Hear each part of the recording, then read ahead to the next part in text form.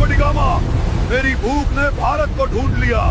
Europe का उबला बासी मांस खाकर परेशान हो चुका था और फिर मैंने एक ऐसे देश की तरफ कदम बढ़ाया जहां आने का हर यूरोपियन का सपना था।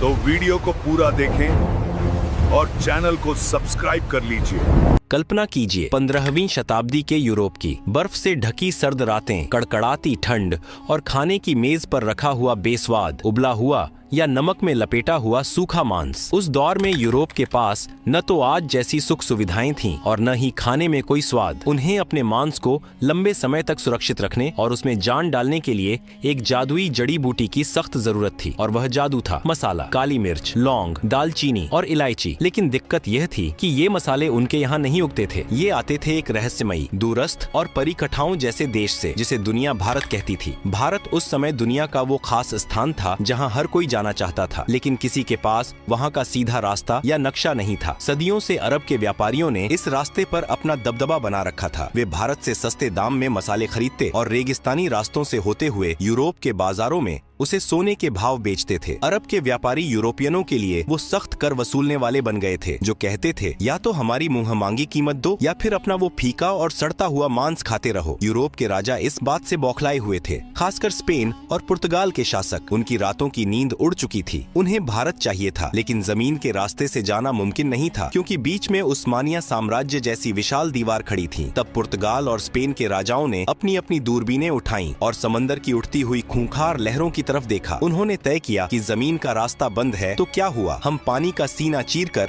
भारत का दरवाजा ढूंढ निकालेंगे। यह कोई साधारण फैसला नहीं था। आज के समय में बिना दिशा सूचक यंत्र के अनजान शहर में जाना मुश्किल होता है। जरा सोचिए, उस दौर में जब लोगों का मानना था कि दुनिया चपट्टी है, नाविकों में खौफ था कि अगर वे समंदर में बहुत दूर गए तो दुनिया के किनारे से नीचे एक अनंत खाई में गिर जाएंगे या उन्हें विशाल समुद्री राक्षस निगल लेंगे। समंदर उस समय एक ऐसा क्रूर हत्यारा था जो बिना चेतावनी दिए इंसान को लील जाता था। इन्हीं डरे हुए लेकिन लालची माहौल में पुर्तगाल से एक आदमी निकला जिसका नाम था बार्थोलोम्यू डियाज। उसने कहा, महाराज, मैं खोजूंगा भारत। वो अपनी नाव लेकर अफ्रीका के तटों के किनारे किनारे नीचे की तरफ गया, लेकिन जैसे ही वो अफ्रीका के सबसे निचले हिस्से पर पहुंचा, समंदर ने अपना असली खौफनाक रूप दिखा दिया। लहरें पहाड़ों जितनी ऊंची उठ रही थीं, हवाएं जहाज के चीथड़े उड़ाने पर आमादा थीं। डियाज की हालत खराब हो गई। उसने हाथ जोड़ लिए और कहा, भाई, मुझे नहीं चाहिए भारत, मेरी जान ज्यादा कीमती है। उसने उस जगह का नाम रखा तूफानों का अंतरीप और अपनी नाव उल्टी घुमाकर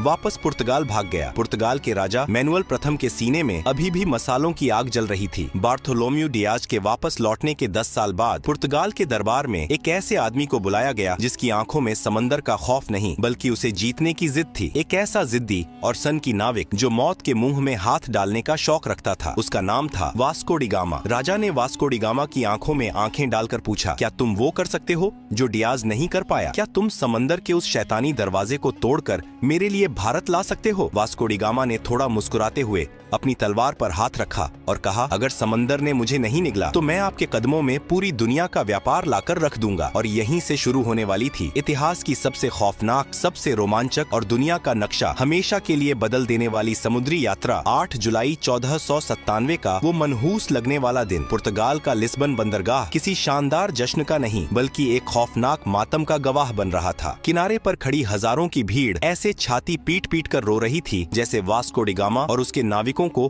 किसी समुद्री यात्रा पर नहीं बल्कि सीधे यमराज के पास एक तरफा टिकट देकर भेजा जा रहा हो। जैसे ही लिस्बन का तट आंखों से ओझल हुआ और जहाज खुले अटलांटिक महासागर में पहुंचे, समंदर ने अपना असली खूंखार रूप दिखाना शुरू कर दिया। न कोई दिशा सूचक यंत्र, न कोई मौसम विभाग की चेतावनी और न ही कोई दिशा बताने वाला यंत्र जो पूरी तरह सटीक हो। सिर्फ आसमान के तारे और भगवान के भरोसे ये मुसाफिर एक ऐसी दुनिया की तरफ बढ़ रहे थे जिसका नक्शा आज तक किसी इंसान ने नहीं बनाया था। कुछ हफ्तों तक तो सब ठीक रहा, हवाएं मेहरबान रहीं, लेकिन फिर अटलांटिक महासागर का मिजाज खराब हो गया। लहरें इतनी ऊंची उठने लगीं जैसे 10 मंजिला पानी की इमारत टूटकर सीधे जहाजों पर गिर रही हो। आसमान में बिजलियां ऐसे कड़क रही थीं मानो ऊपर कोई महायुद्ध चल रहा हो। तूफानी हवाओं ने जहाजों के पालों को फाड़कर चीथड़े कर दिया। लकड़ी के जहाज ऐसे चरमरा रहे थे जैसे कोई अदृश्य दैत्य उनकी हड्डियां चबा रहा हो। निचले हिस्से में नाविकों की हालत देखकर तरस आता था। दिन रात के हिचकोलों से उल्टियां करते करते उनकी आंतें बाहर आ रही थीं। हर कोई माथा पकड़कर रो रहा था। भाई किस पागल के चक्कर में पड़ गए, शांति से पुर्तगाल में बैठकर सूखी रोटी खा लेते। ये भारत के मसालों के चक्कर में अब समंदर की मछलियों का चारा बनेंगे। तूफान तो जैसे तैसे पार हो गया, लेकिन फिर एक और खामोश, अदृश्य और खूंखार दुश्मन ने उन पर हमला कर दिया। शरीर घलाने वाली बीमारी, महीनों से ताजा खाना, फल और जीवन देने वाले तत्व न मिलने के कारण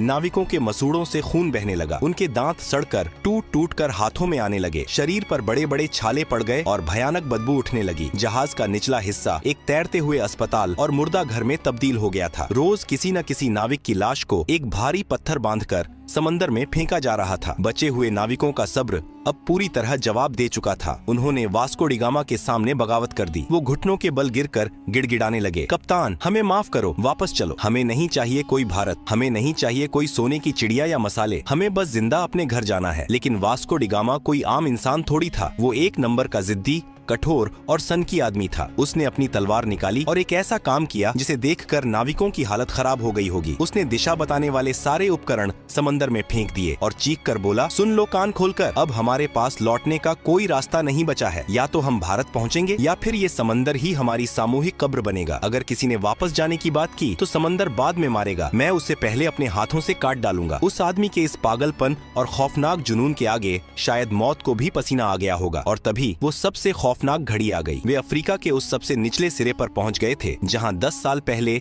बार्थोलोम्यू डियाज ने अपनी हार मान ली थी। वो जगह थी तूफानों का अंतरीप। आसमान दिन में ही स्याह काला हो गया। ऐसा लग रहा था मानो समंदर और आसमान ने मिलकर इन जहाजों को पीसने की कसम खा ली हो। लहरें इतनी विशाल थीं कि जहाज उनके सामने पानी के बुलबुले लग रहे थे। एक लहर जहाज को आसमान की तरफ उछालती तो दूसरी उसे पाताल में धकेल देती। साओ राफेल जहाज का ढांचा बुरी तरह टूट गया था। हर नाविक ने अपनी आंखें बंद कर लीं और अपने अंतिम समय की प्रार्थना करने लगा। लेकिन वास्को डी गामा जहाज के पहिए को लोहे की तरह मजबूती से पकड़े सीना ताने तूफान की आंखों में आंखें डालकर खड़ा था। प्रकृति अपने पूरे रौद्र रूप में थी। वो उन्हें निगलना चाहती थी, लेकिन एक इंसान की शुद्ध जिद और पागलपन के आगे वो भी हारने लगी। कई दिनों की इस रोंगटे खड़े करने वाली मौत की लड़ाई के बाद अचानक एक सुबह चमत्कार हुआ। तूफान थम गया, हवाएं सर्द से गर्म होने लगीं, लहरें शांत हो गईं और पानी का रंग बदल गया। वास्को डी गामा और उसके बचे खुचे थके हारे नाविकों ने अपनी आंखें खोली। उन्होंने वो कर दिखाया था जो दुनिया के इतिहास में आज तक किसी ने नहीं किया था। उन्होंने उस मौत के दरवाजे को तोड़ दिया था और अब वे एक बिल्कुल नए महासागर, हिंद महासागर में प्रवेश कर चुके थे। उस दिन के बाद से उस खूंखार तूफानों के अंतरीप का नाम बदलकर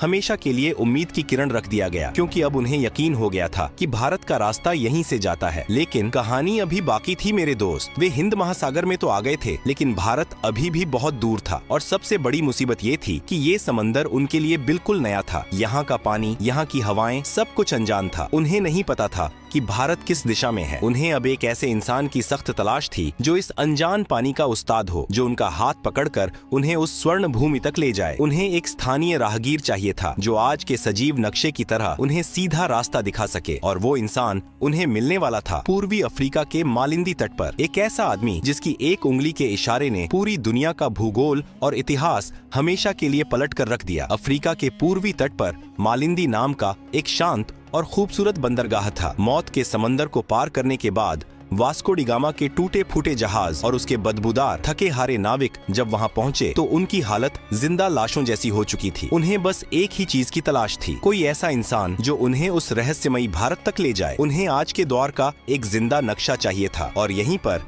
इतिहास ने सबसे बड़ा और मजेदार मोड़ लिया। वास्को की मुलाकात एक ऐसे इंसान से हुई जिसने उसका हाथ पकड़कर दुनिया का नक्शा ही बदल दिया। उस भारतीय नाविक ने उसे जो चीज दिखाई उसने पुर्तगालियों के होश उड़ा दिए। उसने सितारों की स्थिति, मानसून की हवाओं और समुद्री धाराओं का ऐसा सजीव ज्ञान समझाया जिसे देखकर वास्को डी गामा को लगा कि ये लोग तो समंदर के असली उस्ताद हैं। हवा का रुख बदला। मानसून की तेज और मेहरबान हवाओं ने वास्को डी गामा के जहाजों के फटे हुए पालों में नई जान फूंक दी। अब उन्हें पतवार घुमाने की भी जरूरत नहीं थी। हवाएं खुद उन्हें उनकी मंजिल की तरफ धकेल रही थीं। जैसे जैसे दिन बीत रहे थे, नाविकों की धड़कनें तेज हो रही थीं। क्या सच में कोई भारत है या ये सब एक छलावा है? तभी एक शाम आसमान में कुछ समुद्री पक्षी उड़ते हुए दिखाई दिए। ये पक्षी पूर्व दिशा की ओर जा रहे थे। वास्को डी गामा समझ गया, जहाँ पक्षी जा रहे हैं वहीं कोई जमीन है। और फिर आई 20 मई 1498 की वो जादुई सुबह। समंदर की लहरें एकदम शांत थीं। सूरज की सुनहरी किरणें पानी पर ऐसे बिखर रही थीं जैसे किसी ने पिघला हुआ सोना बिछा दिया हो। अचानक हवा के एक तेज झोंके के साथ एक ऐसी खुशबू आई जिसने पुर्तगालियों के दिमाग सुन्न कर दिए। यह ना तो उनके जहाजों की सड़ांध थी और ना ही समंदर के खारे पानी की महक। यह चंदन, इलायची और काली मिर्च की वो दिव्य और नशीली खुशबू थी जिसके लिए उन्होंने मौतों का समंदर पार किया था। कोहरा छंटा और उनके सामने उभरी नारियल के ऊंचे पेड़ों की कतारें। दूर से मंदिरों की घंटियों की मधुर आवाज गूंज रही थी और एक विशाल वैभवशाली शहर उनके सामने खड़ा था। यह कोई भ्रम नहीं था, यह भारत का पश्चिमी तट था, कालीकट, जो आज के केरल में है। वास्को डी गामा और उसके नाविकों की आंखों से आंसू छलक पड़े। महीनों से मौत को चकमा देते देते